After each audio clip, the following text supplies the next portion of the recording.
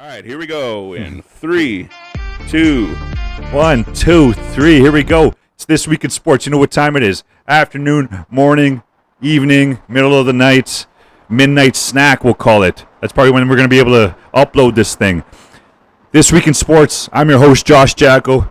My producer extraordinaire, Caleb, right there, sitting on my side. We're set up here on my... It's a family affair today. We're set up outside on my sister's balcony, looking over this beautiful river valley of Edmonton. We're always trying to have some good greenery set up while we only have greenery for 2 months here in Edmonton, Alberta. So we got to make the most of it. This Week in Sports, though, All-Star game just went down, home run derby. Oilers signed some new guys, a depth forward in, what's his name? No one knows his name. It's okay, though. We're off the rails already. It's okay. It's all good. I'm getting texts as we're doing this. No, but glad to be out here. I'm glad Naomi allowed us to set up on our balcony. This setup we got going here is quite the setup here. We're like a mobile studio. We can literally set up anywhere we want. The first recording we had was just over there, Remax Field. You can literally see it from Naomi's balcony here. Our second episode was our crib. Yep. The video recording, and then the third episode of us video recording is here on Naomi's balcony. Obviously, magnificent view. I love it. I love just chilling out here. It's a whole new era. Exactly, of videoing. I feel bad for not knowing our new forward's name because I had it written down, but through all the shenanigans and whatnot, it is lost forever, and no one will ever know who we signed. But first, the All-Star game, MLB All-Star game. The Blue Jays had not 1, not 2, not 3, not 4, not 5. They had 6. 6 team members nominated for the All-Star game. 6 Blue Jays. 5 of them made it. Springer took the time off because he had a wonky wrist or whatever. But we had Vladdy Guerrero. We had Alejandro Kirk, our catcher. I guess the dude's like 5'8", and he's like 265. Wow. Yeah. Like Wolverine. yeah, exactly, right?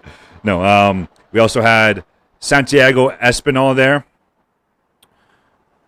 who replaced one of the players that wasn't going to make it. I think he replaced Jose Altuve, that cheating motherfucker.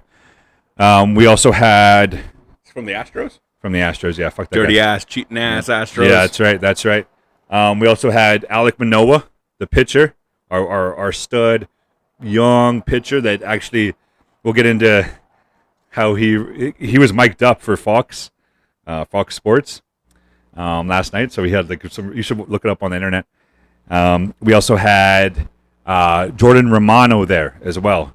So Vladdy, Kirk, Espinal, Romano, and Manoah, 5 Blue Jays at the All-Star game. Incredible. It was in Los Angeles for the first time since 1980. It was in Dodger Stadium. I've been fortunate enough to be in Dodger Stadium. We were actually just talking about this earlier, me and Caleb, about being in LA. And I'm glad that I went to Dodger Stadium because that day that we were going to Dodger Stadium, we were actually going to go to Disneyland. But traffic is a shit show in LA. And so we're like, it's going to take an hour and a half to get to Anaheim from downtown LA where we were staying. So instead of doing that and waiting in line all day, waiting in different lines at Disneyland, all our drunkenness in that morning at the Airbnb, we were like, let's do something else. And then I remembered that the previous night, the Dodgers had their season opener. And so we went to the second game of the season. It was San Fran in town against the LA Dodgers. And it was a 2-1 game. It was a close game. It was a pitching duel. But just being in that stadium was remarkable. And they hosted the All-Star game the last 2 days, or the All-Star festivities. And it was awesome. I watched the home run derby two nights ago. Juan Soto comes out with the W in the home run derby. But the big news of the derby was Albert Pujols. The guy's 42 years old. Albert who? Albert Pujols. Pujols? It's Pugols.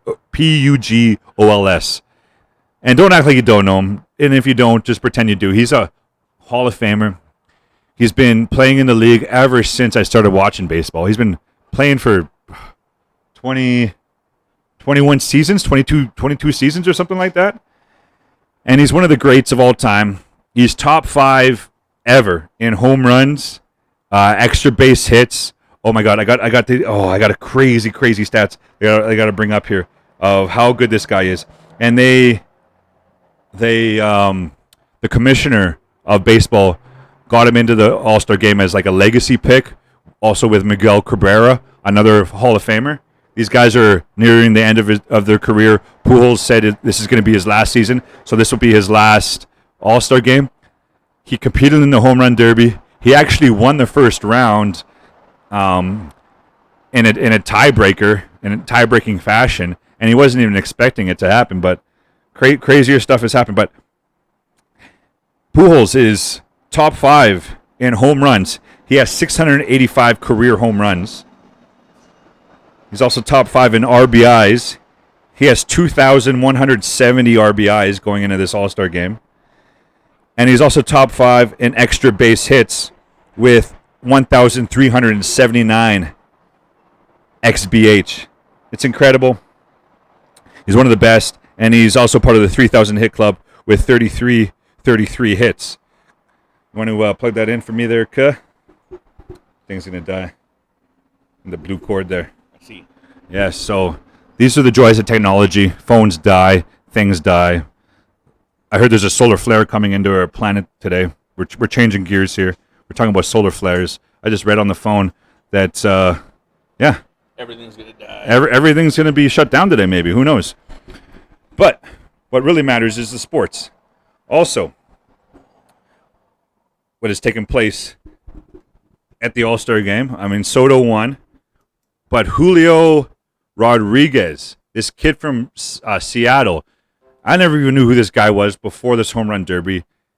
The guy hit like 83 homers or something, 81 home runs throughout the night, and he came in second. The format is a little messed up. It's not messed up. I mean, it's entertaining, the bracket format of the home run derby. But the fact that a guy can hit 81 home runs and like lose, it's crazy. And here's the funny thing, Caleb. So Julio Rodriguez, he's a rookie, right? He's making the league minimum of like $700,000 a year. And this guy's like one of the best players, right? But he's making the league minimum, right? Yeah. Because he's new and he's just got drafted or whatever. First place in the home run derby gets $1 million. So he literally could have used that $1 million. And Juan Soto, the guy who won, get this, he recently turned down a $440 million extension with the Nationals. He turned it down. Oh, man. Yeah. So there's chump change to him. It's chump change to him. And I mean, obviously, Rodriguez is going to get paid because he's that good eventually, but not right now. So he actually could have used that $1 million, right? But yeah, there's a lot of talk about Juan Soto getting moved and getting traded because he turned down that offer. But there's a lot of talk also the fact that the Nationals shouldn't have released that information because the Nationals leaked that information that he turned down that money. Same thing. The Yankees did the same thing with Judge. They leaked how much he turned down. Who's leaking? People from the organization. Where's the leak? Yeah, exactly. Just some people that work. It's a bigger organization, I guess. Yeah, exactly. But it's just like it's intentional though. I think by the Nationals it was intentional because they're like, we're offering you $440 million, right? And you're going to turn us down. People are going to know about it, right? Still not professional though. If you ask me, semi-high up person. Yeah. It's bullshit though. You shouldn't do that. No. But I swear, I mean, freaking Soto better make more than that. Then you know what I mean? Because I did the math. It was $30 million a year. Because it was over 440 over whatever the fuck it was, 12 years, I think it was. That's so insane, man. So crazy, right? So crazy. But yeah, he ended up winning the home run derby, so his stock obviously probably went up. J-Rod, they're calling him, Julio Rodriguez, his stock went up. And good for them. Well, deservedly so. Vladdy Guerrero did not compete in the home run derby, but I heard that he was talking to Ken Griffey Jr., who was there. And Good he's old going Ken Griffey. Yeah, and he's going to compete next year. Vladimir Guerrero is. He's going to compete next year in Seattle. That's where the All-Star game is next year. So I don't know if you remember the other day or yesterday when I came out, or came to you and I was like, yo, I'm thinking of going to Seattle next year for the All-Star game, for the home run derby, because if Vladdy's in it, I'm gonna get a ticket out in the outfield stands and get some home runs. Yeah. Me as well. Yeah. Right? I'll get a shitty seat because he can hit it way up there. Yeah. I'll get one of those shitty seats. Or there's some standing room up there in the left field. I'm like pointing like I'm at Safeco Field at home plate. There's like standing room up there and shit. There's like a bar up there. So I've been to Safeco Field. I kind of know the layout. I got kicked out for yelling water and I snuck back in that bitch. So fuck, Safeco Field's my bitch. It's not even called Safeco Field anymore. It's like it's T-Mobile Park, I think. I don't know. It's Safeco Field is what is always will be in my heart. And so maybe this time next year, shit, it'll be episode whatever 80 or some shit. Live in Seattle. Well, you'd have to come with. I wouldn't be able to pull that. I don't think by myself. You're gonna have to, fund me coming with you then. All right, we're gonna start a GoFundMe. No, but All-Star game was yesterday. The AL took the 9th straight decision in the All-Star game. Took a 3-2. Not that it really matters who wins. What would have been cool, though, is if it was tied for the first time ever in baseball history. If it was tied after 9, they would have went to a home run derby to decide the winner. Oh, wow. Yeah, that would have been... Everyone was rooting for a tie. And it was close. I mean, it was 3-2. But it ultimately didn't end up in a tie, obviously. But That's when they just, keep hitting until there's a No. What the way they were going to do it was each manager picks 3 hitters to take 3 swings each, and the most home runs at the end of that wins the game. Crazy. That would have been so much fun, right? So hopefully they do that in the coming years for the All-Star game. I feel like my hand's messing with the exposure here too. It probably is, eh? Keep your hand low. No, but that's a great way to decide an exhibition game, because that's what all it is, right? Yeah. Is the All-Star game is an exhibition game. But as far as the Blue Jays, how they performed, Vladdy started, Kirk started. Kirk was behind the plate. I don't think any of the Blue Jays got a hit, but the highlight of the Blue Jays players that were at the All-Star game was Alek Manoah. He pitched 1 inning in the second inning, and he got 3 strikeouts. He hit a batter, but the cool thing was, I got to show you after. He was mic'd up with the Fox guys. This is why I always think American TV is better than the shit we get here in Canada. Yeah. No offense, SportsNet or TSN. I mean, if you guys need someone to hire or whatever, I'm here. But no, Fox Sports had Alek Manoah. He had an earpiece and a mic, and he was taking requests for pitches. Yeah. So he struck out the one guy, boom, and he's mic'd up. Wait, that's allowed? It's an All-Star game, man. Anything's allowed. And then the second batter he's facing, or no, it was the third batter. He had 2 strikeouts, I think. And then the third batter he's facing, he's talking to John Schmaltz up in the booth, and he's like, "What should I throw him?" He's like, back foot slider. So he throws it. He ends up hitting the batter, and he's like, "Oh shit, that was a front foot slider." Hits him in the foot, right? Yeah.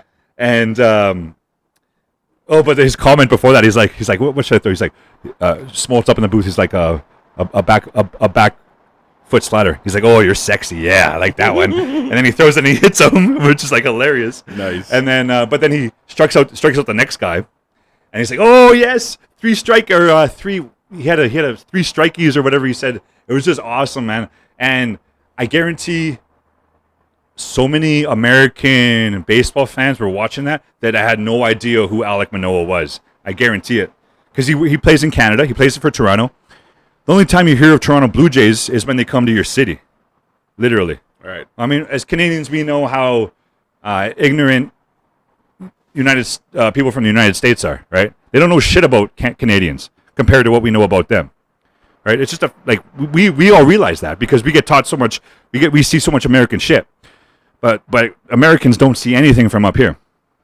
So the fact that Alec was able to put on a show like that, 3 strikeouts in his 1 inning, and was mic'd up and showed people of the state, showed people down there like his personality, how good he is, how much command he has of his pitches, how he's able to like take requests from the booth of what pitch to throw. The guy has a tremendous future, and I'm so proud and I'm so thankful that he's on the Blue Jays and he's part of our team. And that was the highlight for the Blue Jays at the All-Star game. Like I said, AL won 3-2 over the NL. Another thing though that I seen, another highlight I just want to bring up was in the first inning. A bunch of stuff happened in the first inning. The first inning was one of the best double plays I've ever seen, not just in an All-Star game, ever. So I think it was, what was it? It was the second baseman. He grabs a grounder in the gap coming over second base. Grabs the ball. He flips it behind his back without looking.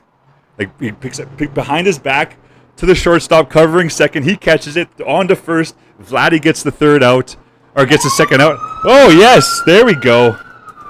Chose right then to do it. Yeah, right. It was these guys have mics. No, it was the most incredible double play I've ever seen. It was in the first inning. It was like some Cirque du Soleil shit, like Harlem Globetrotters type of play, and of course it happened in the first inning of an All-Star game. It's gonna be in the highlights. Oh, of course. Yeah, it'll be the first. It was the highlight of the game. Well, the highlights for years, I mean. Yeah. Oh, for forever and ever. Yeah. Forever, one of the best double plays in all of All-Star game history. It was amazing, and I'd shout out who the players were, but I didn't write that down. Good ones.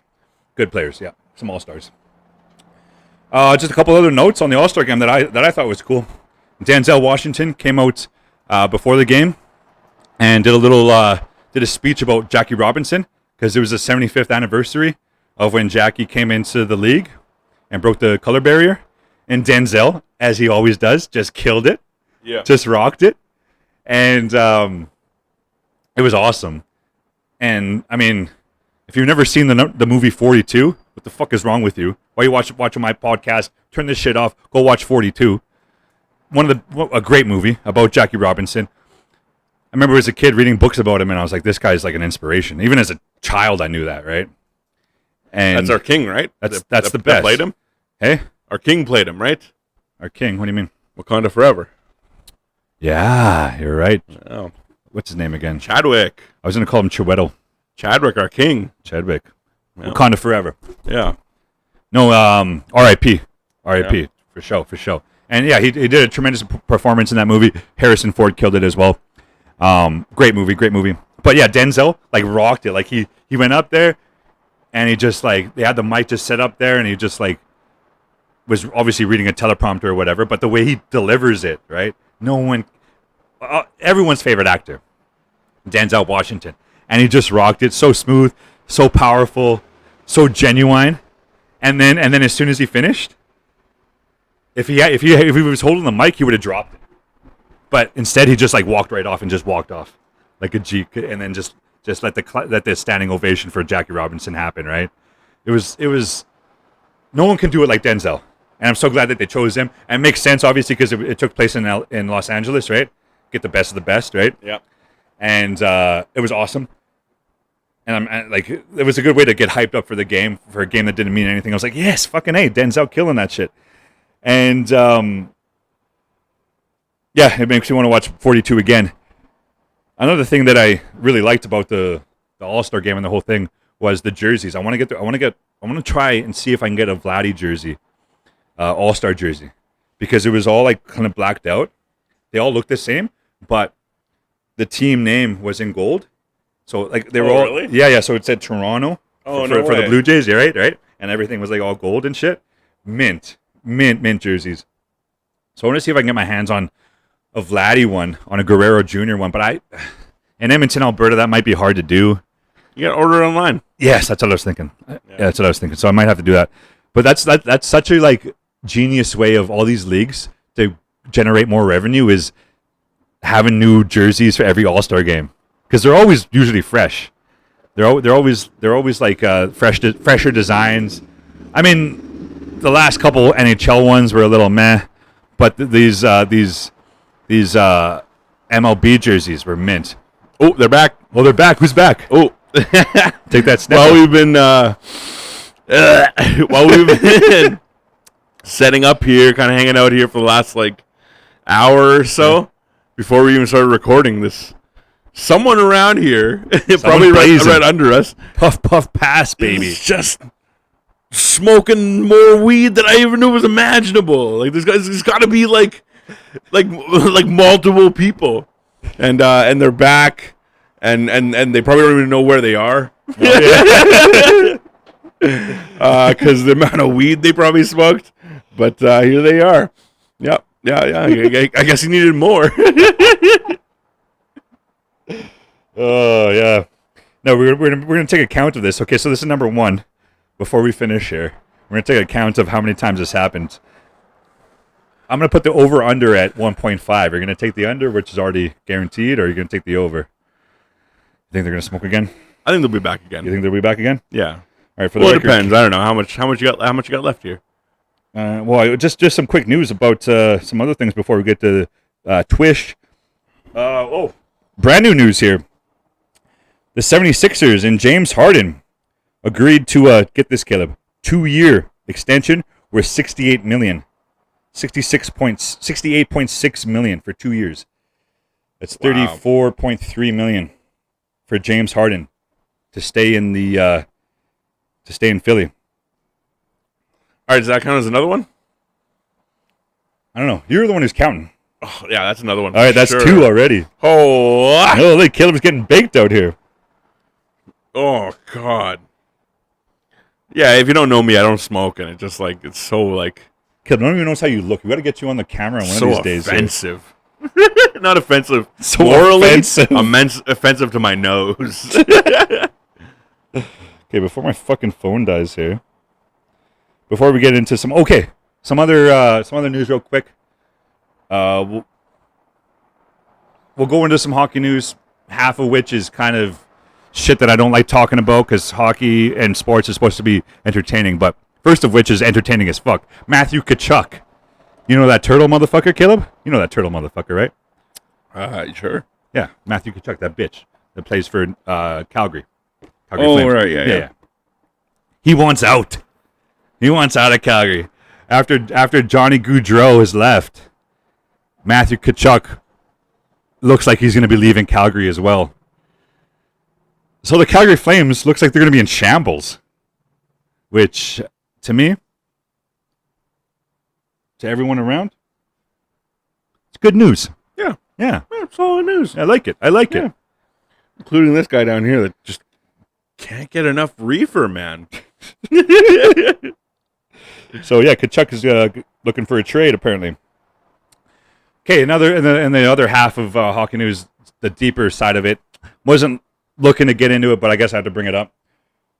It's been reported by the Globe and Mail that Hockey Canada has a fund for legal disputes, a lot of which are sexual assault legal disputes, and they have a fund for settlements that they've taken from people's registration fees. They've used people's registration fees, players' registration fees for this fund to settle lawsuits and sexual assault allegations. So obviously that's not a good look whatsoever. Oh, that guy down there.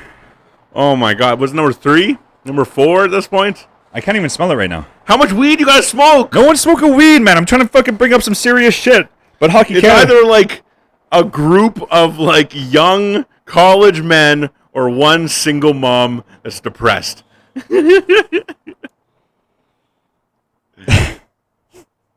Sexual assault disputes. Yeah, it's a little serious. It's pretty serious. I can't concentrate.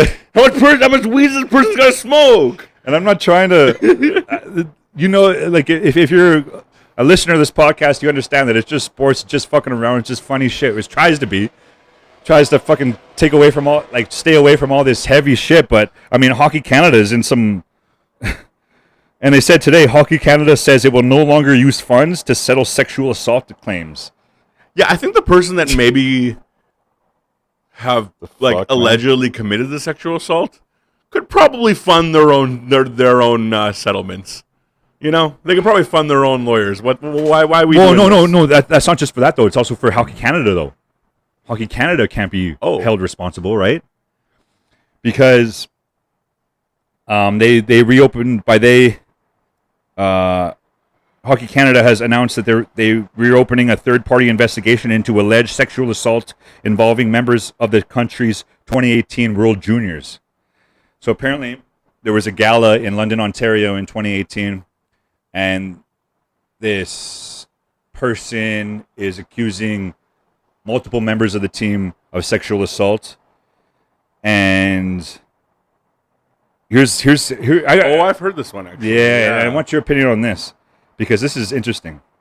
So the Blues Kyrou and he follows Thomas, this other dude Thomas. They came out directly and said they had nothing to do with it.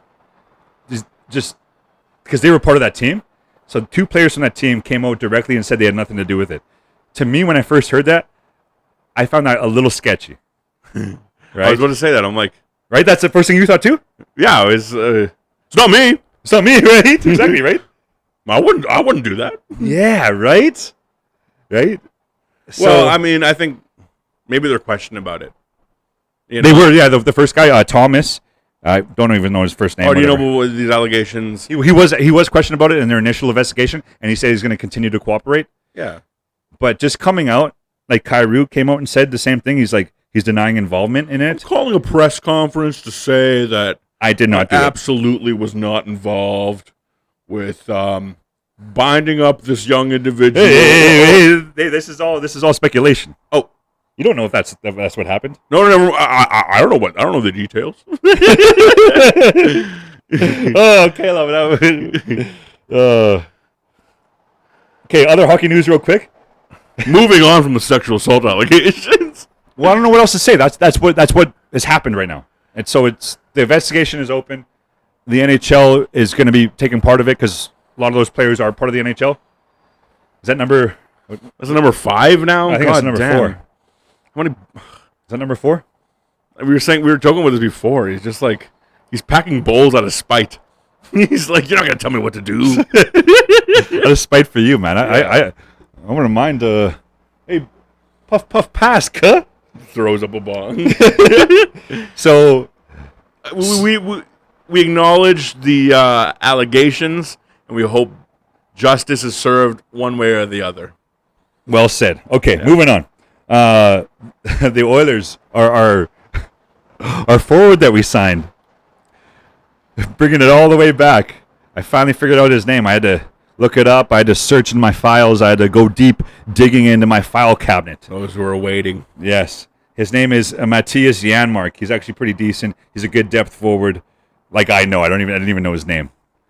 Signed him for a year, 1.25. So that shores up some of our depth up front. Hopefully. I mean, you always need those depth forwards, right? Obviously. If you don't have those, then we can go just fuck ourselves. Cameron Smith wins the Open Championship. He and McIlroy went down to the wire. Tiger Woods had, I think that's number 5 right there. The number 5? Smells like number 5. Yeah. Yeah. Cameron Smith, yeah, he won against McIlroy. Tiger Woods, it was a big event when he came down the 18th hole at St. Andrews there. One of the most iconic golf courses on the world. It might have been his last time. So yeah, Kachuk is out. The Flames will suck. The Oilers are going to be better. And on to TWIS, This Week in Sports History. Real quick before we wrap up here, a couple things in the NBA world. So we'll go way back first. July 18th, 1996. This Week in Sports History. The big Shaquille O'Neal got signed in L.A. He signed for 7 years, $120 million. I mean, he would get way more. Obviously, today he'd get like for 7 years, he probably would have got 400 million, 300 million, or something like that. And he went on to win 3 titles, 3 NBA titles with the LA Lakers. Yeah, he's pretty good. Yeah, right. He won the 2000 MVP, and he won 3 Finals MVP. Unbelievable. One of the best to ever do it. One of the funniest motherfuckers ever. I've said it on the podcast before. When the NBA season is going on, I love watching Inside the NBA with Shaq, Charles Barkley, Kenny the Jet Smith, and Ernie Johnson. If I come to be the broadcaster, like half the broadcaster or a quarter of the broadcaster that Ernie Johnson is, like I think I would have done well in my life. So hopefully one day. Also, this week in sports history, July 18th, 2018, the Raptors, they get Kawhi Leonard, who eventually brings us to the championship. We traded DeMar DeRozan, one of the all-time greats for the Toronto Raptors, and Jacob Poeltl, and a 2019 first-round pick for Kawhi Leonard and Danny Green. Danny Green also helped us win that championship in 2019. So shout out to them. Give them a little hand. We haven't used that. I think we're obligated to use that once an episode. And real quick, before we wrap up here, I'm obviously wearing a Riverhawks t-shirt. Come check out the Riverhawks. This week, this is our final homestand. We have 9 games left, or 9 home games left, starting on Friday. I think this comes out right away, probably tonight. Starting on Friday, 3 games against Victoria, and then we have 3 games during the week next week, and then 3 games next weekend. These are our final home games. We may or may not make the playoffs. So if you want to have a good time, have a great time. It's a great time. Yes, and just it's funny. I was talking to my buddy who I work with, and he said he just comes down to check out the view for the view. Yeah, it's a bar with the best view in the city outside. You got good food.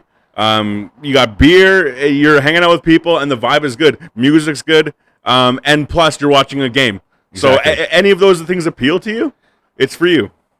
Boom. Couldn't have said it better. And we got to give a shout out to the man that allowed me to be part of the organization of the Riverhawks, Dr. Randy Gregg. He just got inducted into the Alberta Sports Hall of Fame. Nice. Give him a shout. Give him a few of those. Oh, my God. The Alberta Hockey Hall of Fame, sorry. Dr. Randy Gregg. He's a 5-time Stanley Cup champion for the Edmonton Oilers. And he is officially in the Alberta Hockey Hall of Fame. So shout out, Randy. Thank you so much for giving me this opportunity to be part of the Riverhawks and this organization. And also Steve Hogle, the GM. And mad respect to Randy for getting that nod into the Hall of Fame. Until next time, who knows what we'll set up next. We're like a traveling road show now. Yeah, we'll have to play this back and see how it sounds. We're posting. I don't give a shit, man. I didn't just do this. No, for sure, but whether or not we'll be back. Yeah. Beautiful spot. Beautiful spot. As you can see, a beautiful view of the River Valley. Shout out to my sister Naomi. If you do Twitch or whatever, I think her handle is Hey Naomi. So it's HEYY_Naomi. NAOMI. Hey Naomi. 2 Y's in there. Until next time. Peace.